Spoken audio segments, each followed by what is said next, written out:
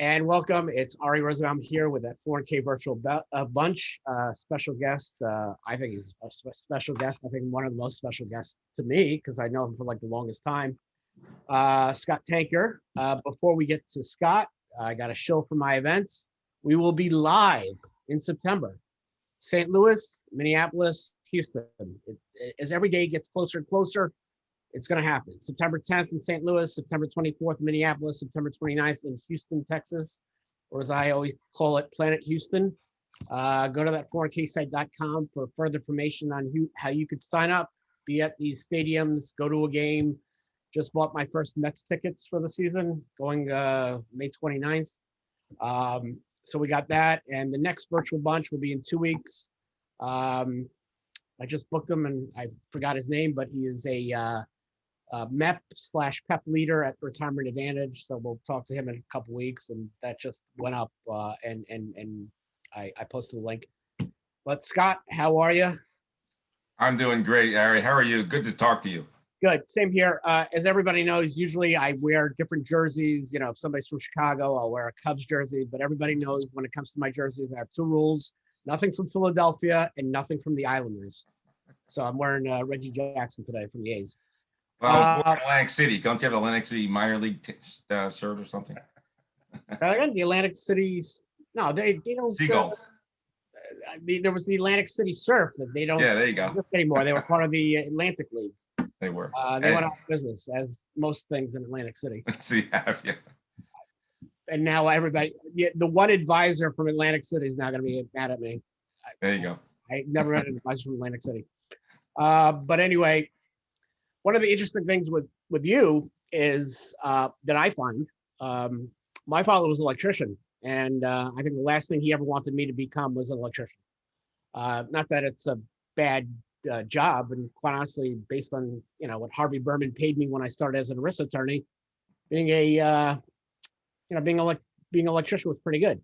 But Mike, I made fun of Albany now Atlantic City. But what's interesting about you is you grew up in this business because your father, not many people know, but your father was a legend in the retirement plan business. Yeah, I definitely, and modesty aside, I'd like to think so. He was one of the founding members of the Society of Pension Actuaries. I remember in the late 1950s, early 60s, he was working for the IRS. He was reviewing pension plans. Someone gave him $2,000 to start his own firm. He paid him back in 6 months. And that was the beginning of his pension consulting actuarial firm. And like I said, he's one of the founding members of the American Society of Pension Actuaries. He was not an actuary. He was not an attorney. He was not an accountant, but he loved all those three things as it related to retirement plans. What was it like? I mean, so, when I first started out in this business, the one person that I learned the most from was a paralegal by the name of Marsh Tracy. And I always found it fascinating. She had started the business pre-ERISA, which was, to me, sounded more like the wild, wild west. And people don't know the story about, the need for ERISA. Basically, it wasn't the Studebaker plan. It might have been the Studebaker plan or the Packard plan or one of these automotive plans.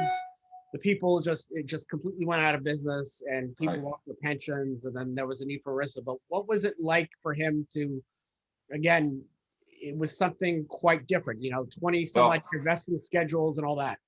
Going back to the early mid 60s, I remember him being at the kitchen table with a pencil and that the green paper with lines on it, all of a sudden the graph type paper, I can't remember the name of it. Yeah. And he would literally do the allocations for profit sharing plans. He would do the allocations for all the individuals, for the small, closely held businesses. And he always worked with a pencil, Ticonderoga. And he was very, very good at math. Back in the late. What's so great about those pencils? Because I never knew about those pencils until I was an adult, and supposedly they're the biggest thing. And I never had those pencils as a kid, and I felt like my kids. What's so good about anything that your parents do until you realize you do it yourself, another way? They think it's the best thing in the going until you figure it out yourself. But it's a good pencil. I still have pencils. I still have Ticonderoga pencils because I think of him often. So he did that for a while. And then back in the late 60s, people don't remember, the professional corporations, professional associations became valid and viable. And that was really the boom of taking all that money people were making and be able to deduct it. Taxes were very, very, very high back then, but you got deductions for everything. So people loved that. And that his business really began to flourish in the late 60s and 70s. I worked for him part-time in 74 through 79, and then I started working full-time in 79. In 74, you know, the ERISA, which we called every ridiculous idea since Adam, That's right. an opportunity to have to restate all the retirement plans. And as you and I know, Ari, that was a big deal back then. And he was able to really get his foot in the door with respect to taking care of those plans because he used to work for the IRS. So he had personal contacts with these people. And it was all a matter of, I guess, being in the right place at the right time. And he worked very, very hard to get where he was. I remember that. So yeah, I remember you went to the University of Denver. I only remember that because they're big into doing hockey, and I think that was where I went to school. He went to Penn State. I know you, but you went to the University of Denver. But well, he called it the Disney. He called it the Disney World of the Midwest because he just thought I did nothing but play. No, I just remember the hockey team. I think when we worked together at that certain TPA that, and Tom Peach, of course, worked at that certain TPA for a while too. Yeah. They went to the NCAA hockey finals. I want to say they actually won that. So our claim to fame was your MVP, Mark Messier. He went to University of Denver, and so did his brother. So we have a lot of fun with the University of Denver as a institution. In terms of me learning things, well, I think a lot of people learn how to grow up in college, and I learned some business stuff too. But frankly, until you really get into business, unlike today, where you can learn a lot about things before you get there, you didn't learn as much about retirement plans till I got there. And the first thing they gave me was the 1954 code. Asked me to read that, and I said, okay, but I fell asleep after the third page. So then I got the Cliff Note version. So being surrounded by your dad, so that you had no interest just to follow your dad's footsteps, never wanted to be something else, because I know your brother became a doctor. Right, my brother became a doctor. My other brother became a lawyer. Was he the disappointment because he didn't follow in the business, or? Every sibling I have, including my two sons, are glad they didn't do what I do. So you know, it's an amazing thing to have to be knowledge in a lot of things, a little bit in a lot of different things: accounting, lawyer, compliance, you know, just all sorts of communication issues.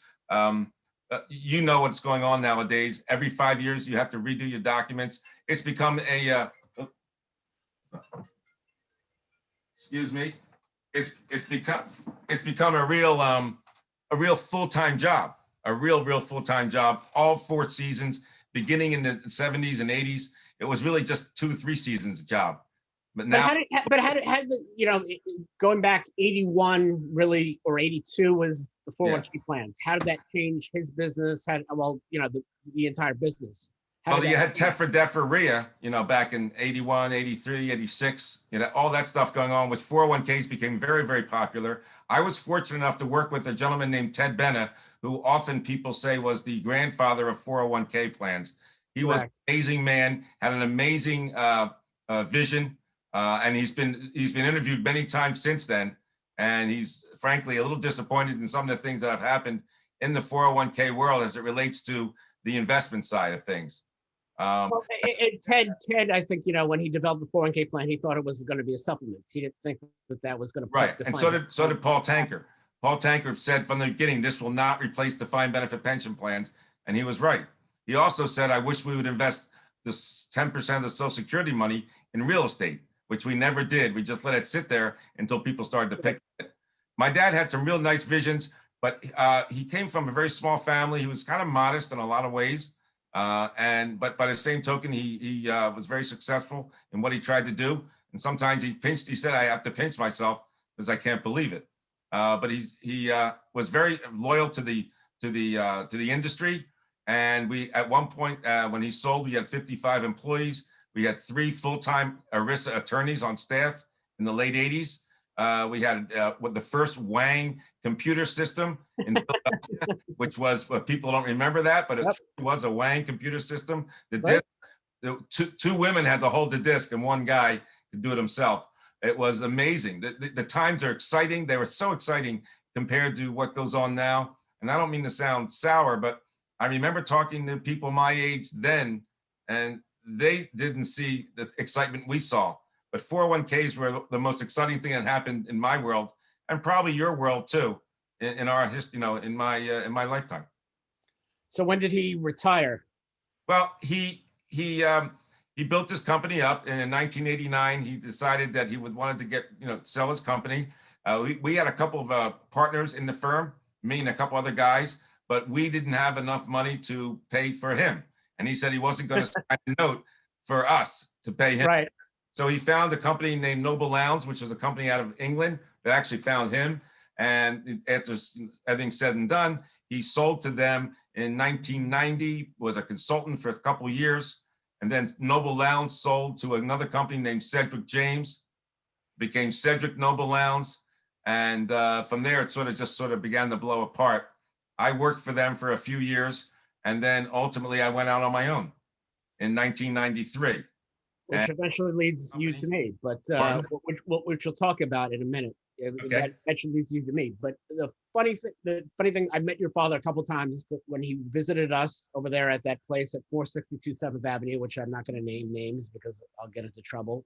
Always finds me when I mention that. But the funny thing about your father was the head of the company was very impressed with your father because your father's experience in the business. And thanks to your father, I don't know if you realize this, but prior to your father showing up and explaining the vacation policy, like which federal holidays you would give off, we never got off for MLK Day until your father. Said something to the head of the company, founder of the company, not the person who ran the place into the ground, the founder of the company, top salesperson, not the guy downstairs, who ruined everything and to remain nameless. And I'm looking at Tom. Tom's laughing. And the funny thing about Tom is one of them. That person downstairs tried to get rid of anybody who was competent. And I'm looking at Tom because Tom is one of the most competent people I ever met. Tom was a threat. And that person with the white hair and the glasses was always threatened by anybody who was competent. So, I jokingly say, this is a segue here, but if you look at the people that man pushed out, his name is Manny. I could say that. I can't say the other person. But if you look at all the people that Manny had pushed out, you have like an all-star team of like the people he pushed out. If you made them as a TPA, it'd be the greatest TPA that ever existed because you'd have Tom Lynch there. You'd have Calandra and quite a few other people. We have. And then I would be the ERISA attorney. But so you started your own practice. So that's a segue. You started your own business in '93, you said? Yeah, but going back to respond to your comment, Paul Tanker had a all-star lineup of people. If you guys remember a gentleman named Steve Rosen, who became the president of ASPA during his tenure, he worked for my dad until about 83 or 84. And then we had Harvey Katz, who's a very prominent ERISA attorney in Pennsylvania. We had Dave Littell, who became very prominent at the American College of Life Underwriters and also was in the Olympics as a fencer in 1988. We had Paula King that's worked at Vanguard for over 25 years. He had an amazing lineup of quality people because he built a company based on family. And like you said, he gave days off when he needed, hams for Easter, he gave turkeys for Thanksgiving, he gave holidays off for the Jewish holiday and for other holidays that were not necessarily Jewish. He demanded a lot, but he gave a lot. And he taught me an awful lot about business. I wish I listened more, but I have to tell you, he had a wonderful opportunity and he made the most of it. And when I left, I went off with a woman named Joan Siegel, who was my right-hand person, much like my dad had a right-hand man, two of them named John Ketzner, who was an actuary and a wonderful, with a personality you wouldn't believe, wonderful, and a gentleman named Marshall Myers, who was one of the hardest workers I've seen in a long time. And between them, they really built a great company. When I came on board, 401ks became exciting. I was new, they were new. I fell into the right place. It was a great thing. 10 years later, when he sold his company and I left, and I worked for them for 3 years, and then I left and started my own company. And I started my own company with Joan Siegel. I started out with about 30 plans. We built it up to 255 plans. And 1999 or 2000, which is when I met you, Ari, which is about 20 some years ago, I sold I might have known you before then, but that's when I met you. I sold my company to a company named Century Business Services, or CBIZ. And CBIZ was a wonderful idea that never really got off the ground. It was built, it was an idea that probably couldn't be done back then, and is even still being hard to be done now, but still is done now more than. Yeah. We'll talk about CBIZ because I'm looking at Tom, and I'm going to bust Tom's. I'm not going to bust Tom's chops at it, but the funny thing about CBIZ was I worked at a company called Mobius Tech. Yeah. Which I won't speak for Tom. I'll only speak for myself. But it was run by 4 people. But it was Harvey Berman and Dan Sussman and Bernie Forstetter, which we never saw because he was in Maryland, and Larry Grable and whatever. So they made the deal with CBIZ. And I remember when it happened, Dan Sussman brings us all together and he says, this, you have nothing to worry about. And I remember going home to see my father and I said, when somebody tells me not to worry about something, I'm going to start to work. And they made the deal, and this is where Tom's going to start laughing. They made the deal. They sold the company, I think, for $12 a share. It goes down. I think I bought it at like $4 a share. And then it went further down. I think Tom Hinchin's the only person in history who ever made money on it. I think he bought it at 87 cents or something like that. So he actually made money on it, but it was a great idea on paper by all these accounting firms. This wasn't executed. Well, I think the biggest problem, and Rich Larita, may rest in peace, said it best. He says, you're supposed to sell payroll to one of your clients, but you don't know the payroll guy. I mean, you're all part of the same company. And the idea of cross-selling is great as long as you know who you're, it's, to me, it's no different than the law firm I work at that I had buried into the ground about how bad they were. The best thing to do. What they did was they bought they took all these solo practitioners and made a firm out of it. And the solo practitioners still ran the place and their client list as it was personal fiefdoms. Well, one of the biggest problems was that a lot of the solo practitioners decided to stop working and retire, because had I sold a payroll project to a person at that payroll service who I knew was going to be there because he's the owner, it might have been a better sale than what ended up happening, because the owners sort of walked away when they got too much money. But it was a great concept and it worked a little bit, but they bought too many companies too quickly. And obviously there was a fallout in the market and everything went to the floor. And you're right, the stock was at one point, it was 87 cents. I got it at 9. Was it really 87 cents? Because I think that's the time I remember that Tom told me that he bought it at 87 cents. Yeah. I'm sorry, Tom. It's now, it was at 121 at one point. I doubt Tom still has shares. He says. Well, it won't be a short sale, I can tell you that. Yeah, I mean, I think the CBIZ sale, I think, I want to say it scarred me for the rest of my life. So anytime I hear, like, for example, I work on a plan where I'm, fiduciary in the plan, and it's a big 338, and they said they just got bought out, and I'm like, it was nice knowing you, Well, listen, it means like, I work. You sign, it's like that whole earnout, which was the name of the company. The people who sold Mobius, they called it earnout, and they're there for a couple of years, and that's the end of it. But of course, unfortunately, we had one person running us, and just was hard to deal with. And I think that sale scarred me for the rest of my life in terms of dealing with people or working for people and them being bought out. Because when that happened with that other TPA that we worked at, I had a bad feeling about it, and that eventually led to my exit. But yeah, it was a wake up call again for me, because the first time was 10 years earlier, which wasn't quite as bad, but the second time was really tough. When I sold the company, there just wasn't, they took people who were really good at what they did, and then they put them in additional levels that took them away from what they did, and they didn't really know how to do those other things. And it didn't work for a long time, but I feel very fortunate. I have a great background in compliance and a little bit of legal and investments. I feel really fortunate to be able to work in all those areas. I'm at a point in my life where I'm certainly willing to work hard, but I really like to help others and use that experience to help others more than I ever was able to before, because we have social media availability, and things like this that you're doing, which I think are fantastic. I think we have to get the word out more about retirement, about saving, whether it be Roth, whether it be pre-tax. It doesn't matter to me. We have to save more than we do. We have to look at ourselves and spend differently. And I'm very concerned about the mentality of the people that are 45 to 65. Anybody earlier than that, I think they get it. They're trying to figure out what to do. They can get it. But that 45 to 65 and older, it's a very tough situation for that generation. They're not prepared. And we're trying to help them. I'd like to think about some additional ways that we can get people to get in plans. There's nothing like giving out bonuses. There's all sorts of things you can do to get people to start saving. And I think people should think about that. And we should start, really focusing on making sure we save money, because no one ever went broke saving money, and no one's unhappy if they're saving money and they have money in the bank. So what are you doing now?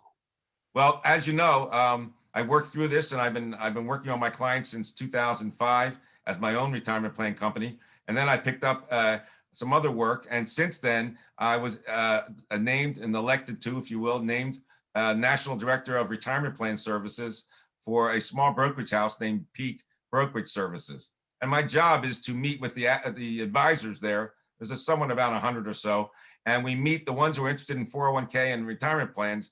We meet on Zoom now, meet and talk about retirement planning. We talk about how to get retirement plans as a piece of their business, and how I can be a support to them and help them from what I call womb to tomb, putting together a 401k that's really much better than probably one has now, or even a new one, because some of the new rules, as you know, with the Secure Act and Secure Act 2, make it very viable to put in a plan when the tax credit's dollar for dollar up to these large amounts. So I really want to push the 401k business.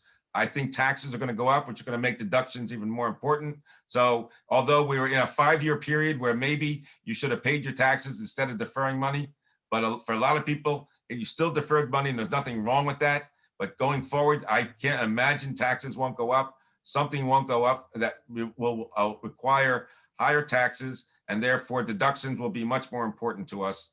We have to worry about when we take out the money now. As you know, the new Secure Act allows for distributions up to age 75 for your required minimum distributions now. So there's lots of things going on. We need to educate the public. We need to push these plans in front of people, make these dollar signs dance in front of their eyes, because this is what they have to do. We were given life, and what we do with it is what we do with it. There are no givens here. I think people got into the situation where they deserve things, and they deserve to have a retirement. You have to work for retirement. You have to work for the lifestyle that you want. And it's not hard if you save a little bit each day. And I sound like I'm on a soapbox. It's because I am, because I see this every day. People are not saving enough, and they could save more.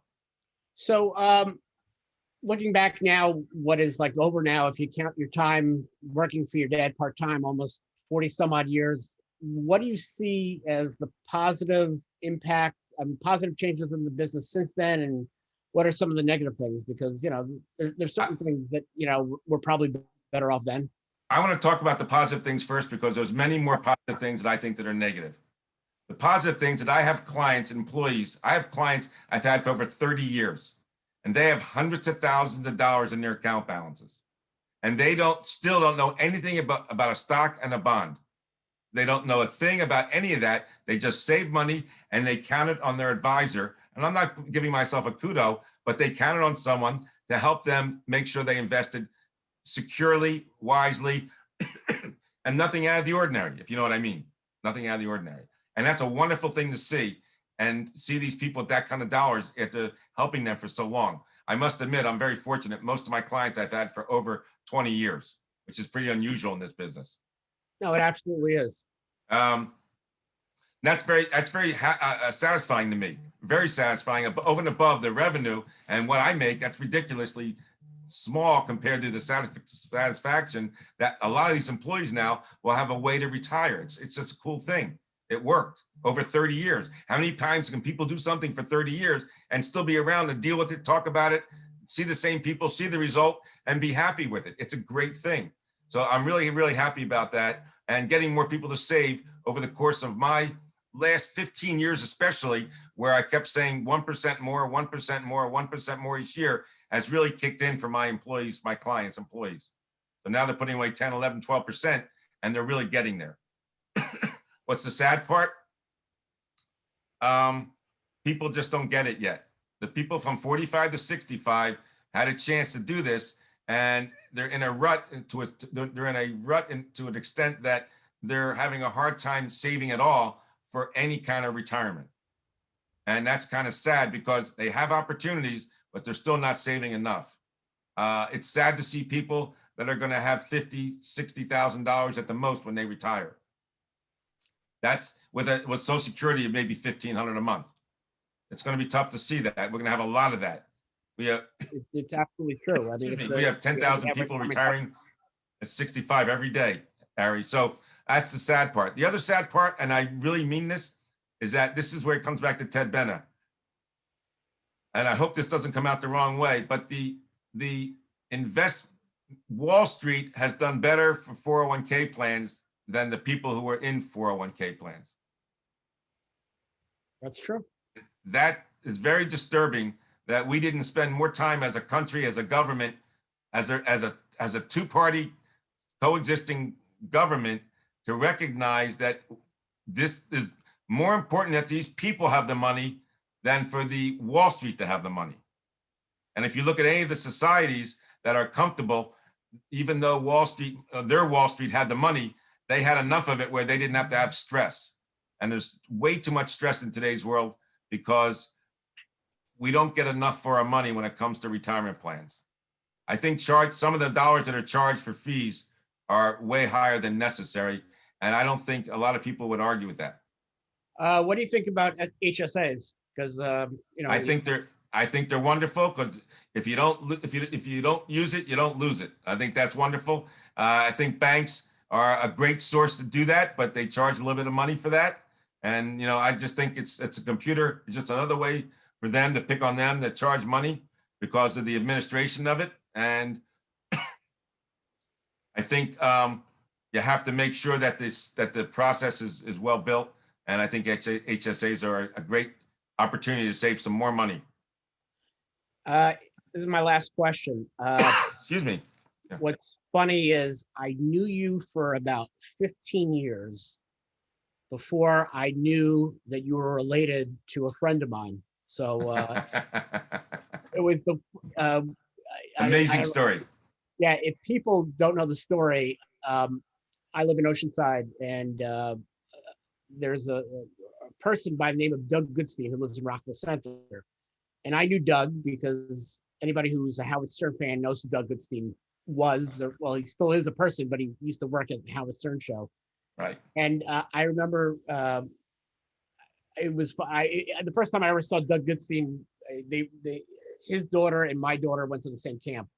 And you kind of notice Doug because Doug looks like Doug, but Doug was also wearing a serious jacket.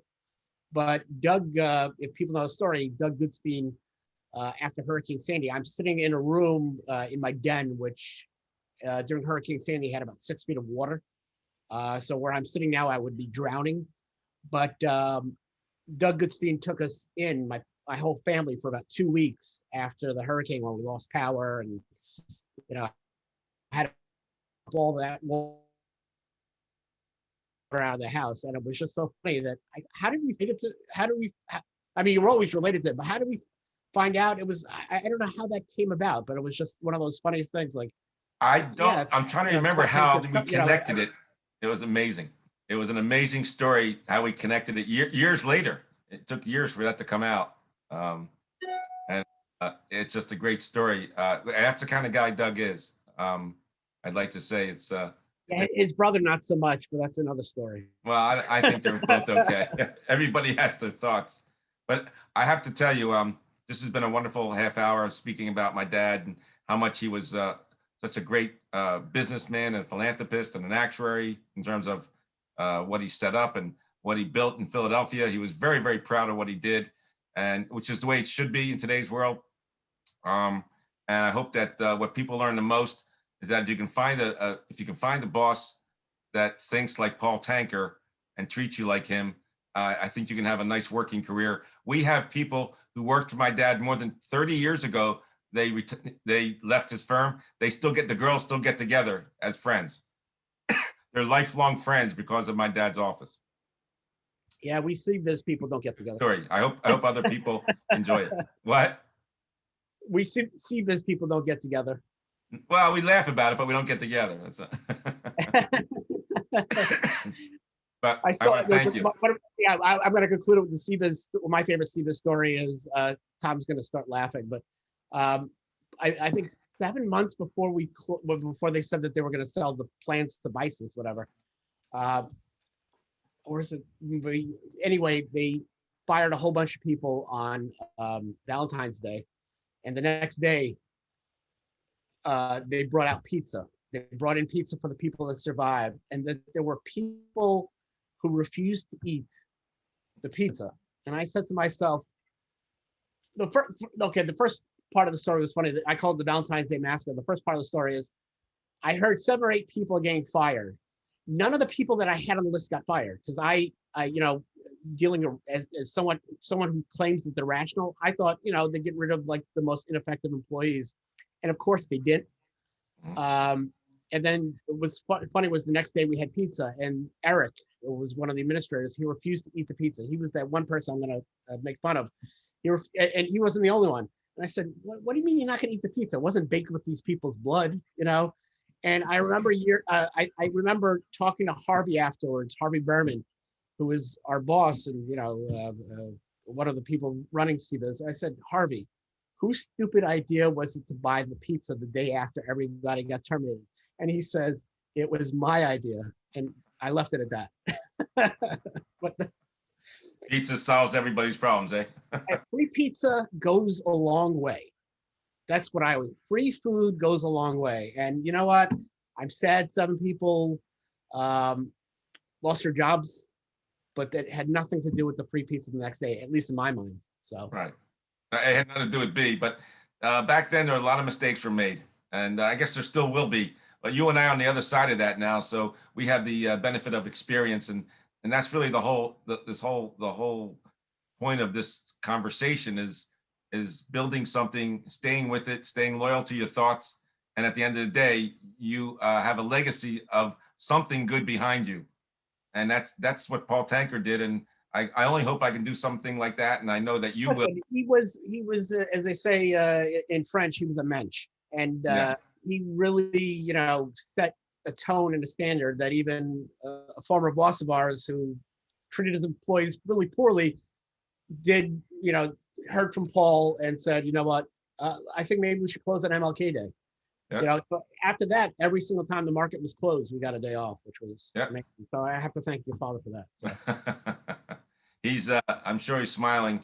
He loved playing hard. He loved working hard, playing hard, and he really enjoyed watching what he'll call the younger people do their thing. And that's what I'm doing now in this business with advisors, trying to get making sure they can do the right thing, trying to help them get into the 401k business because we need good advisors. One of my missions is to require advisors when they're becoming advisors is to go talk at 401k meetings and for free. They just have to talk. They just have to sell 401k plans, and they have to sell financial counseling and the things that go along with it because they need to know that anyway when they meet them individually. But they're not allowed to do any education. All I want to do is go in there and talk. They need to have, they're just not good at it. They need to do it. But we'll see. Hopefully our business will still be here. Those MEPs and those PEPs won't take over. Well, we're not going, this business isn't going anywhere anytime soon, so I wouldn't worry about it. So Scott, I appreciate it. It was always fun, and I hope to see you at a Phillies Mets game one of these days. And maybe you'll come down for my July 28th. I think we're doing a networking event at Citi Field. Details soon. That's good. I'd like to do that. I'd be happy to see you again. And go Phillies, and thanks for having me on. I appreciate it. You got it. Thanks so much, everybody. Take care. Bye-bye now.